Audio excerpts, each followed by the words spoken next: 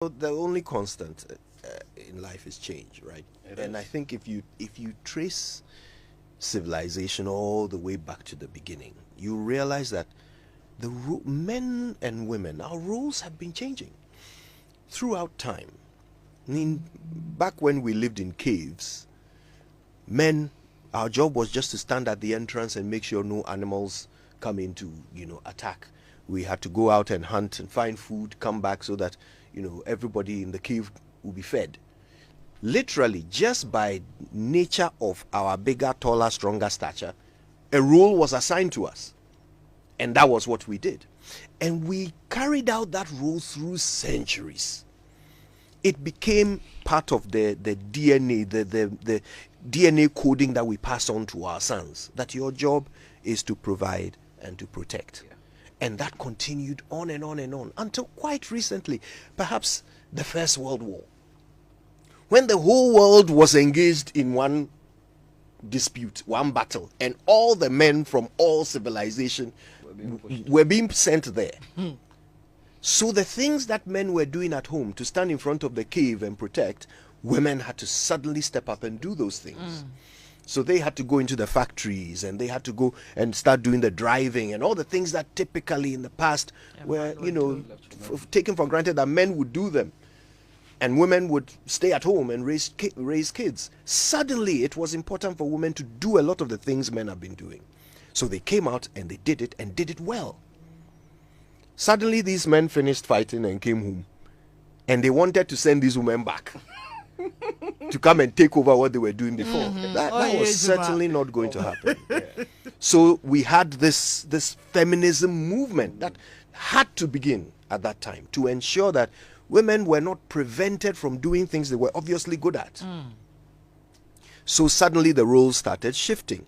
Now, men who had been passing the DNA coding on from one son to another, telling them you must provide and protect, suddenly find themselves with the only skill they have being to provide and protect. Yeah.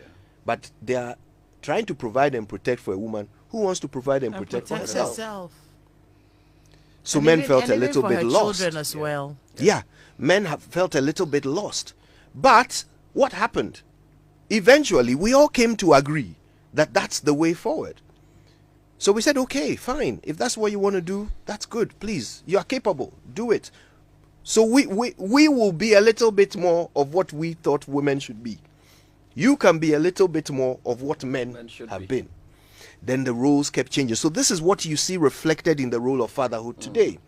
That instead of it being the man who goes to work, comes home, hardly ever sees the kids, checks their test results at the end of the term and says, do better, pays all the school fees and is missing.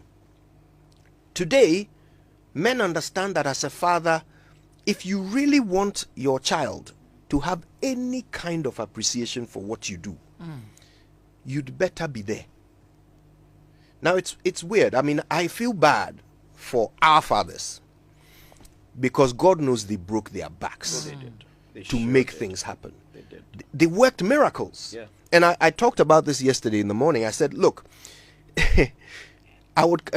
when it's a week to reopening school, I would come home and there would be school uniforms, sets of 3 of everything on my bed.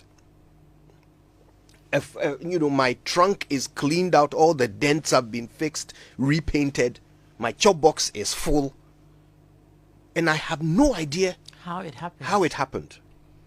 All I do is the day before I go to school, I come to him and I say, oh, this is a list of books, and he'll say, I'll take care of it.